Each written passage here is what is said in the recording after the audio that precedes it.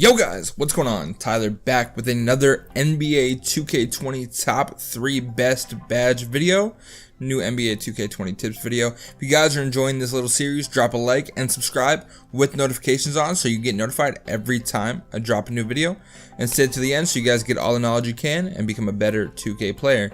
Let's get into the video. So today we're looking at the top 3 best defensive badges in NBA 2K20 for your guard and your wing. So this is gonna be your point guard, shooting guard, small forward, not the big man. We covered that. If you guys want to see that, there's a card on screen right now so you guys know that I posted the big man defense badge video. Link down in the description and in the card as well. So the 3 badges you're going to want for defensive for your guard or wing, and this doesn't matter what build you are. I know some of them have limits to 1 badge, and make the best choice off of your playstyle. If you're the 1 guard, maybe pick dodger is a little bit more important than pick pocket because the point guards tend to have screens run for them quite often. So we're going to be looking at, again, pick dodger. So what this is going to allow you to do is get around those screens more easily. I normally, even with my 1 guard, I end up playing the 2, so I don't use pick dodger that much.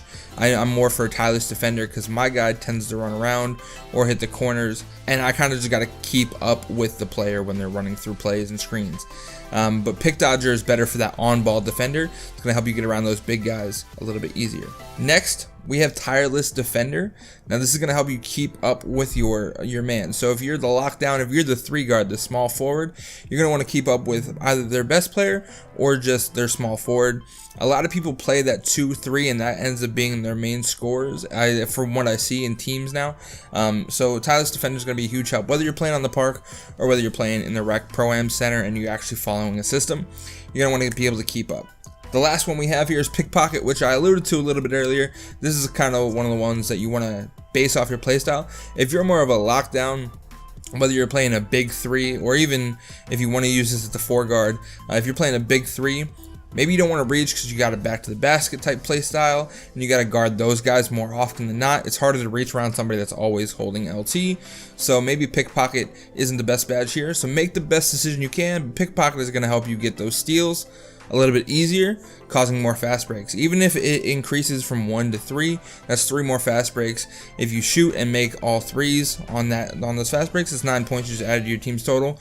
Mix that in with a couple 2s, maybe some dunks. You guys will add a couple buckets to your team score by the end of the game. So the next one I'm going to be diving into, I'll actually be using the same video, the same background gameplay for that video, will be the top 3 best shooting badges for your guards and your wings. I'm really excited about this one because my other character that I use is a point guard who's a shooter that you guys can see. I splash some 3s, hit a couple 2s, some dunks, stuff like that.